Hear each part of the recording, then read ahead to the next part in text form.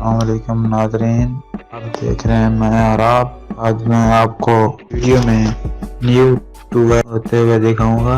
ये देखें, इसमें तकरीबन 3 आदमी काम करते हैं और ये न्यू ट्यूबवेल मुकम्मल कर लेते हैं 3 आदमी। ये देखें, आप भी देख लें तो गौर से देख।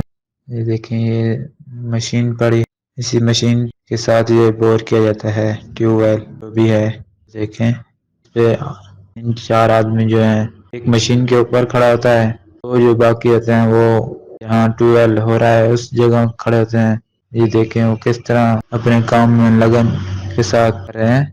थी आज की हमारी वीडियो, करें, सब्सक्राइब करें और बेल आइकन को ज़रूर प्रेस करें ताकि हर नई आने वाली वीडियो आप तक जल्द आ सके।